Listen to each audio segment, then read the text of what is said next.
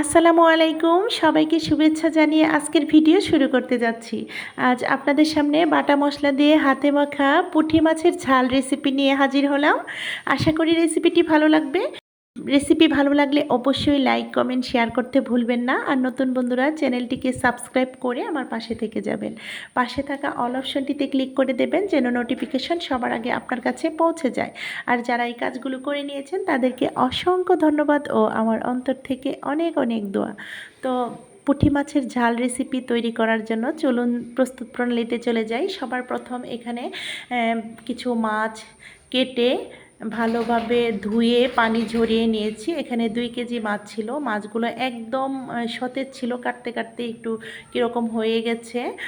এই যে এই মাছগুলো হচ্ছে নতুন, বৃষ্টি হচ্ছে না, নতুন পানির মাছ বলে এগুলো আমাদের নেত্রকোনার ভাষায় উজ্জার মাছ বলে। এই মাছগুলো ভেতরে ডিম থাকাতে কিন্তু মাছগুলো বেশিক্ষণ জীবিত থাকেনি। যাই হোক, এই মাছগুলো কেটে ধুয়ে পানি ঝরিয়ে এখানে আমি 1/2 কেজি পরিমাণ মাছ নিয়েছি, আর বাকি মাছগুলো আমি ফ্রোজেন করে ফ্রিজে রেখে দিয়েছি। এই পর্যায়ে আমি যে হাঁড়িতে রান্না করব সেই হাঁড়িতে দিয়ে দিলাম সমস্ত মাছগুলো। একে একে এখানে 1 কাপ পরিমাণ পেঁয়াজ কুচি দিয়েছি, আর এই যে বাটা মশলা এখানে পরিমাণ মতো আদা রসুনের পেস্ট দিয়ে দিলাম, আর জিরা গুঁড়ো, হলুদ গুঁড়ো, স্বাদ মতো লবণ, আর মরিচটা আমি একটু বেশি দিয়েছি, আর ধনিয়া গুঁড়ো এগুলো আমি বেটে নিয়েছি। এগুলো একটু স্কিপ হয়ে গেছে, দেখাতে পারিনি। তারপর এখানে একে একে দিয়ে দিলাম কাঁচা পাকা কাঁচামরিচ, আর 5-6টার মতো পাকা টমেটো ধুয়ে কেটে নিয়েছি। আর মশলাগুলো তো ঢেলেই দিলাম, দেখতে পাচ্ছেন। আর এখন দিয়ে দিচ্ছি রেগুলার যে সয়াবিন তেল, সেই 1 টেবিল চামচ পরিমাণ দিয়ে দিলাম সয়াবিন তেল। এখন আমি একদম পুরাতন পদ্ধতি, গ্রাম বাংলার ঐতিহ্য যেভাবে ছোটো মাছটা রান্না করে ঠিক সেইভাবে আমি রান্না করার চেষ্টা করছি। হাতের সাহায্যে মেখে নিচ্ছি। অবশ্যই আমরা আলতো হাতে এটা মাখাতে চেষ্টা করব, তা না হলে কাটা ফুটে যেতে পারে, আর মাছগুলোও কিন্তু ভেঙে যেতে পারে। আমি আসলে একটু ভিডিওটা যেন বড় না হয়ে যায় সেজন্যে কিন্তু আমি একটু স্পিড করে দিই।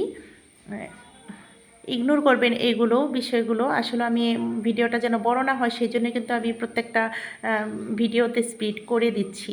তারপর আমি হাতটা ধুয়ে পানি দিয়ে দিলাম, আর যে মশলা রাখার যে বাটিটা ছিল সেটাও ধুয়ে পানি দিয়ে দিয়েছি।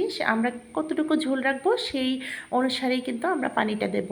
তারপর পানিটা দিয়ে আমি মাটির চুলায় বসিয়ে দিয়েছি। এখানে 10 মিনিটের মতো ঢেকে আমি চুলার আগুন জ্বালিয়ে জাল করে নিয়েছি। এই পর্যায়ে 10 মিনিট পর আমি ঢাকনাটা সরিয়ে আলতোভাবে খুন্তির সাহায্যে একটু নাড়াচাড়া করে নিচ্ছি। আমরা হাতে মাখা তরকারি কখনোই নাড়াচাড়ার প্রয়োজন হয় না। এরপর ওই যে মশলাগুলো একটু উপরে উঠে এসেছিল সেজন্য আলতোভাবে একটু নাড়াচাড়া করে দিলাম। তো রান্নাটা খুবই সুস্বাদু হয়েছিল। আমি কিন্তু চেষ্টা করেছি একদম খাঁটি বাঙালিয়ানাভাবে রান্নাটা করার চেষ্টা করেছি।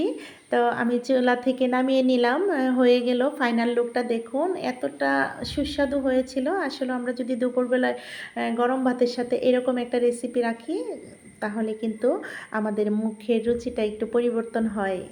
তো আশা করি ভালো লেগেছে আপনাদের। আপনারাও ট্রাই করবেন আমার মতো রান্না করতে। আমি একদম খাঁটি গ্রাম্য পদ্ধতিতে রান্নাটা দেখিয়ে দিলাম। তো সবাই ভালো থাকবেন, সুস্থ থাকবেন। আগামী ভিডিও দেখার আমন্ত্রণ রইল। আজকের মতো এখানেই। আল্লাহ হাফেজ। আসসালামু আলাইকুম।